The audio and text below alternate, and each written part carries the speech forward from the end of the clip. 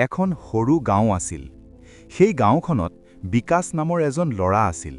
দেউতাক এজন সাধাৰণ খেতিয়ক, মা গৃহিণী। পৰিয়ালটোৰ অৱস্থা বেছি ভাল নাছিল, কিন্তু বিকাশৰ সপোন আছিল ডাঙৰ। মই এদিন ডাঙৰ কিবা এজন হ'ম। পঢ়া-শুনাত বিকাশ বৰ ভাল নাছিল। পৰীক্ষাত প্ৰায় হাৰ মানিছিল। বন্ধুসকলে হাঁহিছিল, কিছুমানে কৈছিল, তোৰ পৰা কিবা হ'বনে?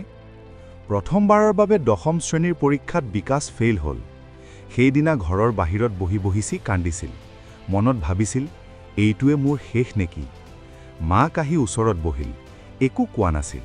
অলপ সময় পাছত মাকে ক'লে, বিকাশ, হাৰ মানে শেষ নহয়, হাৰ মানে তুমি এতিয়াও শিকি আছা। সেই কথাটো বিকাশৰ মনত গাঁঠি গ'ল। পুনৰ পৰীক্ষাৰ বাবে সি কঠোৰ পৰিশ্ৰম কৰিবলৈ ধৰিলে।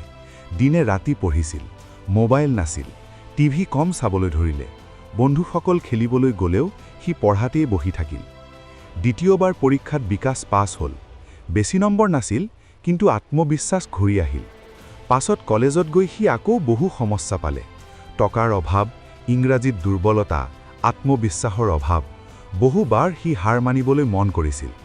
এদিন সি নিজৰ ডায়েৰীত লিখিলে, মই যদি আজি হাৰ মানো, তেন্তে মোৰ সপোনো আজি শেষ। সেই দিনাৰ পৰা সি নিজকে ক'লে, মই হাৰ মানিম, কিন্তু থামিমনে? নহয়। সময়ৰ লগে লগে বিকাশ উন্নতি কৰিলে, এটা সৰু চাকৰি পালে, পুনৰ পঢ়া চলাই থাকিল, নিজৰ ওপৰত বিশ্বাস ৰাখিলে। কেইটামান বছৰ পাছত এদিন স্কুলখনত তাক অতিথি হিচাপে মাতিলে।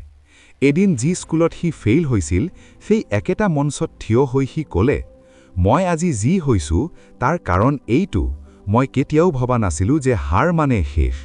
আৰু তাৰ লগে লগে চাৰিওফালে হাত চাপৰি বাজি উঠিল।